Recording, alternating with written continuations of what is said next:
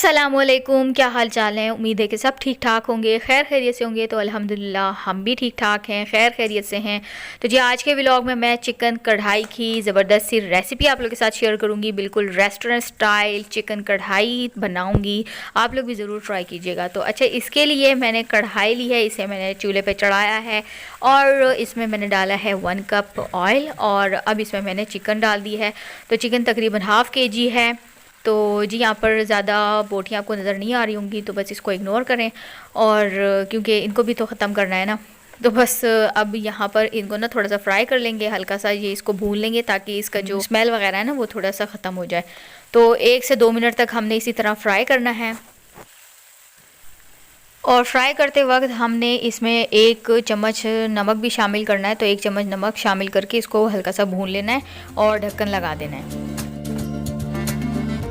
तो जी 1 से 2 मिनट के बाद जब ढक्कन हटाएंगे तो चिकन हल्का सा फ्राई हो चुका होगा और हल्का गोल्डन हो चुका होगा। तो अब यहाँ पर इसमें हमने लहसुन अदरक का पेस्ट शामिल करना है। तो यहाँ पर मैंने क्यूब्स डाले हैं। तो ये मैंने वही आप लोगों को सिखाया था जो फ्रीज़र में स्टोर करने का तरीका था, तो वही हैं। तो बस लहसुन अदरक का पेस्ट भी 1 टेबल स्पून आपने शामिल करना है और इसको भी हल्का सा 1 मिनट तक फ्राई कर लेना है चिकन के साथ। और 1 मिनट के बाद फिर इसमें टमाटर शामिल कर देने। तो मैंने तकरीबन 6 से 7 अदर टमाटर लिए थे, बिल्कुल मीडियम साइज़ वाले। तो बस टमाटर से ही इसका अच्छा टेस्ट बनता है। तो टमाटर डाल के इसको बस 1 से 2 मिनट के लिए गलने के लिए छोड़ देना है, ढक्कन लगा देना है।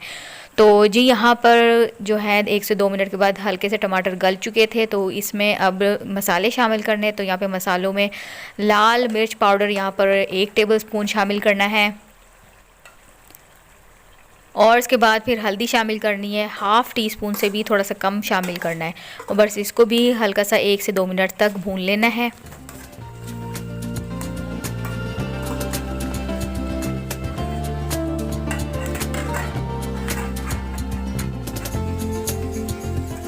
तो जी 3 से 4 मिनट के बाद जब ढक्कन हटाएंगे तो फिर इसमें दही शामिल होगी। तो दही हमने हाफ़ कप शामिल करनी है। तो यहाँ पर मैं टेबल स्पून से शामिल कर रही हूँ, आप लोग ने शामिल करना है तो फिर हाफ़ कप शामिल करना है। तो बस इसको भी हम फिर भून लेंगे अच्छे से, 2 से 3 मिनट तक हमने इसको भूनना है। और फिर इसमें आगे अब मसाले शामिल होंगे। तो यहाँ इसमें मैंने शामिल किया है कोरिएंडर पाउडर, धनिया पाउडर हमने शामिल करना है 1 टेबल स्पून भर के शामिल करना है और काली मिर्च भी 1 टेबल स्पून शामिल करनी है। तो यहाँ पर मैं थोड़ा सा कम शामिल कर रही हूँ क्योंकि फिर मिर्चें फिर ज़्यादा हो जाएंगी। तो जी मिर्चें मैंने कम शामिल की हैं, लेकिन आप लोग चाहें तो इसमें है ना काली मिर्च ज़्यादा शामिल करें क्योंकि इसे ही कढ़ाई का टेस्ट आता है। तो जी मिर्चें इसलिए कम है क्योंकि मुझे ना दांत का मसला था, दांत का मैंने रूट कैनाल इस दिन कराया था तो उसमें भी पेन था। तो बस इसकी वजह से ना फिर मिर्चें भी कम खानी थी। डॉक्टर ने तो कहा था कि रोटी भी नहीं खानी 4 दिन तक, लेकिन मैंने भी खा ली। 3 से 4 घंटे के बाद फिर मैंने रोटी भी खा ली, मुझसे तो नहीं रहा जाता। अच्छा, तो यहाँ पर मैंने फिर अब नमक और शामिल किया है और टेस्ट करता ही रहना है कितना आपको नमक चाहिए। तो बस 1 टेबल स्पून इसमें ना नमक शामिल होगा तकरीबन। तो इसके बाद भी हमने ढक्कन लगा के इसे तकरीबन 3 से 4 मिनट तक के लिए रख देना है ताकि ये सही से कुक हो जाए। और यहाँ पर जो आप लोग देख रहे हैं तो ये अब तैयार हो चुका है। तो यहाँ पर आप चाहें तो हल्की सी ग्रेवी अगर ज़्यादा चाहिए हो तो पानी भी ऐड कर सकते हैं। तो यहाँ पर मैंने फिर पानी इसमें ऐड किया था क्योंकि फिर मेरे बच्चों को ना थोड़ी सी ग्रेवी चाहिए होती, इस तरह से वो फिर नहीं खाते। तो उनको ज़्यादा बोटियों का शौक़ नहीं है, उनको ना फिर ग्रेवी वगैरह जो सालन में शोरबा वगैरह हो ना तो उनको वो पसंद होता है। तो इस वजह से फिर मैं थोड़ी सी ग्रेवी रखूँगी, लेकिन ये भी ना थोड़ी सी ड्राई हो जाएगी। तो बस आप लोग अपनी मर्ज़ी से शामिल करें। तो कढ़ाई जो तैयार होनी थी तो वहीं तक थी जहाँ पे मैंने पानी शामिल नहीं किया था, तो वहीं तक हमारी कढ़ाई बिल्कुल रेडी हो चुकी थी। तो बस यहाँ पे मैंने शामिल किया है पानी और अब इसे भी मैं रख दूँगी तो ताकि ना थोड़ा सा ये जो पानी ना हल्का सा ड्राई हो जाए। तो जी यहाँ पर हमारी ज़बरदस्त सी रेस्टोरेंट स्टाइल चिकन कढ़ाई तैयार हो चुकी थी और इसके ऊपर फिर मैंने गार्निशिंग के लिए हरी मिर्चें डाल दी थी। आप चाहे तो हरा धनिया और अदरक भी शामिल कर सकते हैं। तो यहाँ पर मैंने कुछ और शामिल नहीं किया, बस हरी मिर्चें शामिल कर दी थी और हमें थी लगी भूख तो बस जल्दी जल्दी मैंने तैयार किया। और यहाँ पर हाँ, ये जो क्यूब्स आप लोग देख रहे हैं ना, तो ये लेमन के आइस क्यूब्स हैं। तो इसको मैंने आप लोग को बताया था ना स्टोर करना कैसे है, तो वही ये लेमन जूस है। तो बस इसको भी मैंने ऊपर से डाल दिया। अब ये थोड़ा सा जब ये पिघल जाएगा तो बस चूल्हा बंद कर दूँगी और ये हमारा चिकन कढ़ाई तैयार है। और जी सालन हमारा तैयार हो चुका था, बस जल्दी अब यहाँ पर मैं दोपहर की रोटियाँ तैयार कर लूँगी।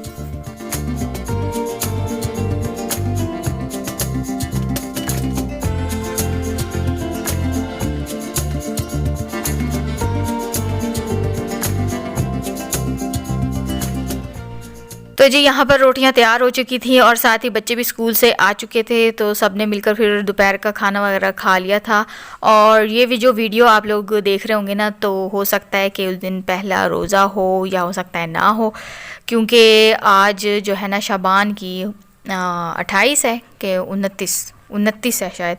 तो अब पता चलेगा कि कल रोज़ा है या नहीं है, तो बस यही था। और रात को भी है ना ज़लज़ला आया था, तो आप लोगों को भी सबको पता चल चुका होगा कि कैसा था ज़लज़ला। तो बस अल्लाह ताला सबको अपनी ज़ुबान में रखें। और जी यहाँ पर मैं समोसों को कैसे हम लोग बेक कर सकते हैं बिना ऑयल के, और आप लोगों के पास अगर ओवन है तो ओवन में आप लोग बना सकते हैं, और अपने ओवन को आप लोग एयर फ्राई की तरह भी इस्तेमाल कर सकते हैं, क्योंकि एयर फ्रायर में भी कहते हैं ना कि बग़ैर ऑयल के आप लोगों की चीज़ें बेक हो जाती हैं, कुक हो जाती हैं। तो हम अपने ओवन को भी इसी तरह इस्तेमाल करेंगे। एयर फ्रायर नहीं है तो ओवन अगर घर में है तो आप उसको भी एयर फ्रायर की तरह इस्तेमाल कर सकते हैं। तो कैसे कर सकते हैं, तो यही मैं आप लोगों को बता रही हूँ। अच्छा, तो एक ट्रे ले लेनी है जो कि आप लोगों को ओवन के साथ मिलती होगी ट्रे, तो वही लेनी है। और इसके नीचे मैंने फिर शीट बिछा दी है, तो मेरे पास जो बेकिंग शीट वगैरह थी ना वो ख़त्म हो चुकी थी। तो मैंने क्या किया, एक सादा सा जो पेज होता है ना वो लिया है, उसके ऊपर ऑयल लगा लिया है। तो जी साथ में फिर ओवन की सेटिंग में आप लोगों को बता रही हूँ। तो यहाँ पर हमने टेम्परेचर जो रखना है ना वो 250 पर रखना है। तो मेरे ओवन का टेम्परेचर 250 मैक्सिमम है। आपका जितना भी है वो ही आपने रखना है मैक्सिमम, यानी कि सबसे जो ज़्यादा टेम्परेचर होगा ना उसी पे आपने सेट करना है। और रॉड्स को हमने ऊपर वाली रॉड्स को ऑन करना है। अगर आपका बिल्कुल छोटा मिनी साइज़ वाला ओवन है तो आप उसके दोनों नीचे और ऊपर दोनों रॉड्स को ऑन रखेंगे। अगर बड़े साइज़ का ओवन है तो फिर ऊपर वाली रॉड्स ही काफ़ी हैं, ठीक है। और इसको हमने 10 से 20 मिनट पहले ही प्री हीट कर लेना है। 10 से 20 मिनट के बाद फिर हमने इस ट्रे को कहाँ लगाना है, सबसे ऊपर जहाँ हमने ऊपर वाली ग्रिल्स को ऑन किया है ना उसी के बिल्कुल नीचे हमने ट्रे को रखना है, ठीक है। और 10 मिनट के लिए हमने अब यहाँ पर जो समोसे दिखा रही हूँ ना, तो यहाँ पर मैं 10 मिनट के लिए समोसों को रख दूँगी ओवन में।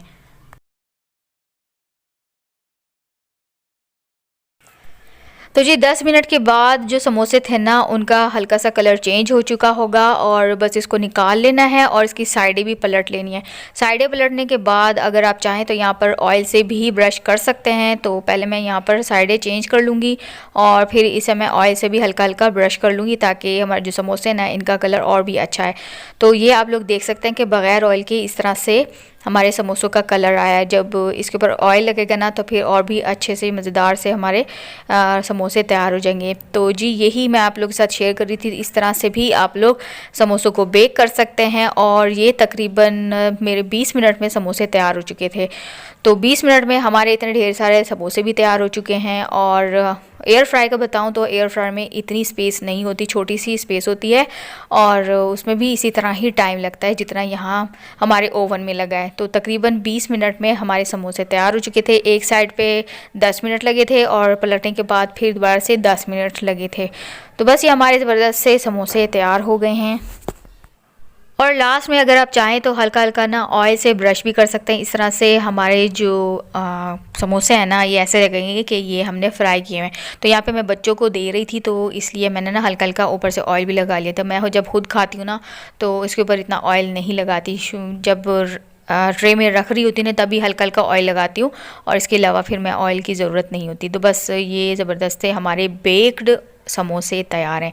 तो आप लोग भी ज़रूर इंजॉय करें। अगर आप लोग के पास ओवन नहीं है तो आप लोग फिर पतीले में भी ट्राई कर सकते हैं। तो पतीले में मैंने अभी तक ट्राई नहीं किया, तो आप लोग भी ट्राई करके फिर मुझे भी बता सकते हैं कि आप लोगों के पतीले में कैसे बने। और जी यहाँ पर मैं सैंडविच बना रही थी, तो मैंने सोचा आप लोग के साथ भी शेयर करती हूँ। तो ये जो है ना, ये बच्चों के लंच के लिए बहुत ही ज़बरदस्त सैंडविच तैयार होते हैं, तो आप लोग भी इस तरह से तैयार कर सकते हैं। तो यहाँ पर मैंने ब्रेड्स ले ली हैं, इसके ऊपर मैं हल्का हल्का सा ना ऑयल से या फिर घी से इस तरह से एक साइड पे मैं ब्रश करूँगी और दूसरी साइड छोड़ दूँगी, क्योंकि दूसरी साइड पे फिर हमने मायोनीज़ और केचप वगैरह लगाना है, तो एक साइड हमारी सही रहेगी।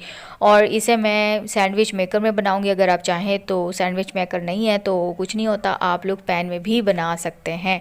तो जी ये बच्चों के लंच के लिए बहुत ही बेस्ट रहता है, बहुत ही झटपट क्विक सा हमारा लंच तैयार हो जाता है बच्चों के लिए। अच्छा, यहाँ पर मैंने शामी कबाब ले लिया है, इसको मैंने तल लिया है, बना लिया है, और अब मैंने इसे ब्रेड पर लगा दिया है। तो ब्रेड पर मैंने सबसे पहले मायोनीज़ लगाया, इसके ऊपर अब यहाँ पर मैंने शामी कबाब रख दिया। शामी कबाब की रेसिपी आप लोगों के साथ मैंने शेयर की हुई है, अगर आप चाहते हैं तो फिर मैं इसका जो लिंक है डिस्क्रिप्शन बॉक्स में भी डाल दूँगी। अगर आप चाहें तो मेरे चैनल पे विज़िट करें और वहाँ पर आप लोगों को मेरी शामी कबाब की रेसिपी मिल सकती है। बहुत ही ज़बरदस्त और टेस्टी शामी कबाब हमारे बने थे।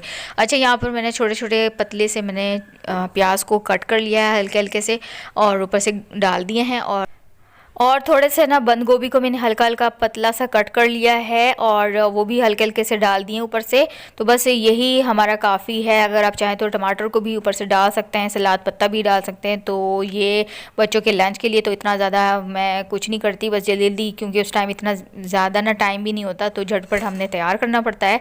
तो बस ये शामी कबाब आप लोगों के तैयार होना तो सब कुछ जल्दी जल्दी रेडी हो जाता है। और प्याज और जो बंद गोभी ना, इसको आप रात में ही इस तरह से कट करके रख लिया करें, तो बस आप लोगों को फिर कोई इतना मसला नहीं होगा। अच्छा, तो यहाँ पर अब मैं एक स्लाइस पर ना केचप लगा दूँगी। तो जी बस यहाँ पर इसको हमने बंद कर लेना है, और जो हमारा सैंडविच मेकर है ना, इसे हमने पहले से ही ऑन करना है, तकरीबन 10 मिनट पहले ही ऑन कर लेना है, ताकि ये थोड़ा सा हीटअप हो जाए। और यहाँ पर मैंने ग्रिल वाली प्लेट्स लगाई हुई हैं, आप चाहें तो सैंडविच वाली भी प्लेट्स लगा सकते हैं। और इसको हल्का सा पहले ग्रीस करना है, अगर ग्रीस नहीं करना तो भी सही है, क्योंकि मैंने जो ब्रेड्स थी ना उनको पहले ही मैंने ऑयल लगा दिया था, तो फिर ग्रीस करने की ज़रूरत नहीं पड़ती। तो बस इसे मैं रख दूँगी, और जब तक इसके ऊपर हल्का से ब्राउन कलर के निशान आ जाएंगे और मुझे लगेगा कि ब्रेड हमारी ब्राउन हो चुकी हैं, क्रिस्पी हो चुकी हैं, तो तब मैं इसको हटा लूँगी।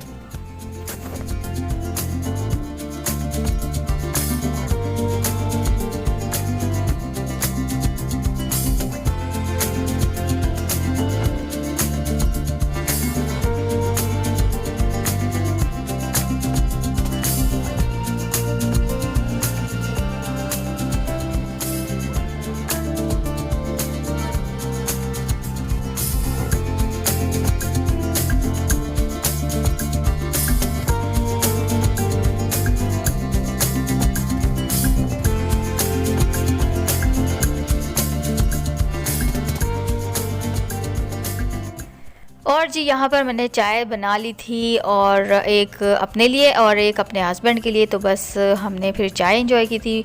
तो जी यहाँ तक थी मेरी वीडियो। तो उम्मीद है कि आज की वीडियो आप लोगों को ज़रूर पसंद आई होगी। अगर पसंद आए तो मेक श्योर कि आपने लाइक कर दिया और सब्सक्राइब कर दिया।